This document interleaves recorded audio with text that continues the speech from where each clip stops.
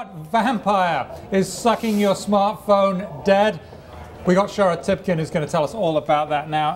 Shara, it's actually the phone, isn't it, itself? The phone is the vampire. Yes. So what's going on here? Well, I mean, you know, the 4G is great. You can stream a lot of things with it, but it also kills the battery. Yeah, I mean, that's essentially what it is. It kills the battery. You know, it's searching for a signal a lot longer because right now the networks are still kind of spotty. So because it's constantly searching, it drains your battery. Why do cell phone companies like continually not make the technologies work the way we want them to?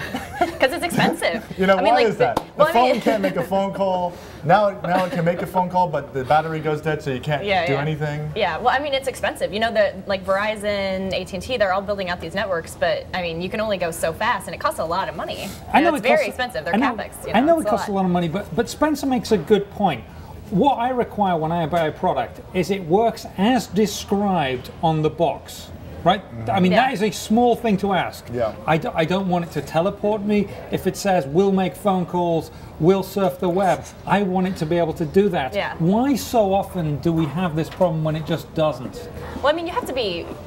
I mean, everybody's going up against the iPhone. You know, you have to have something to differentiate. You have to have something that people want. So you're going to rush stuff out, you know, maybe before it's ready, maybe before it's completely perfected, because you need to have something. You need to have an offering, you know, and 4G is kind of the way that these companies have an advantage over Apple. You know, Apple, the iPhone is not available on the 4G LTE networks at this time.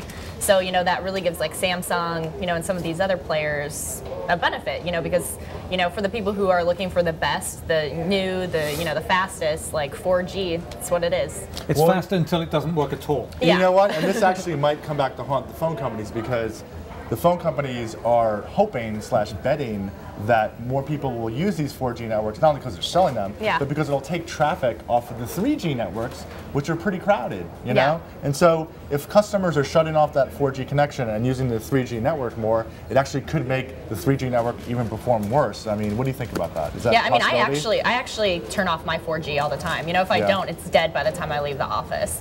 So you just, you know... You get it to last that long. I think some people would say they can't even get to the office. Yeah, well, that's when it's sitting in my purse all day. You know, I'm not using it. And that's just, oh my goodness, so it's not using it all day and it still wears out. So what about this? What about having some sort of like a photovoltaic cell on the top of the phone that would actually capture the light and be constantly charging the battery?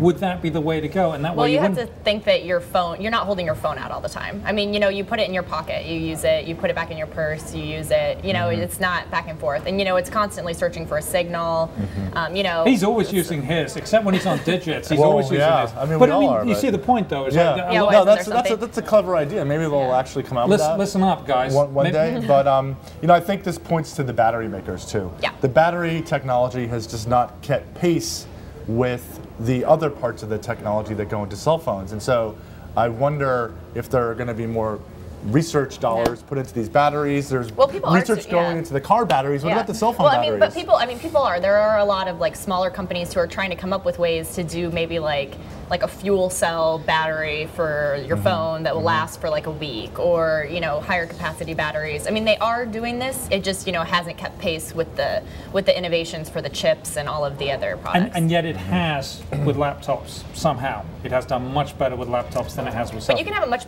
bigger battery. The batteries are much bigger. You know, I mean, and most of the time, I mean, even with a laptop, people usually use it plugged in. I mean, you know, like you'll unplug it for a little bit, but typically when you're using it, you do have it plugged in. So it's, I mean, where a laptop is mobile, it's not as mobile as your phone. This may provide yet one more opportunity for Apple to outdo the competition because they have no iPhone on 4G networks, though. They're reputedly coming out with an iPhone 4G later this year. Maybe they've done some engineering. Like they need any help. Anyway, I know. Well, they don't need help, but, you know, the competition is clearly looking out for that.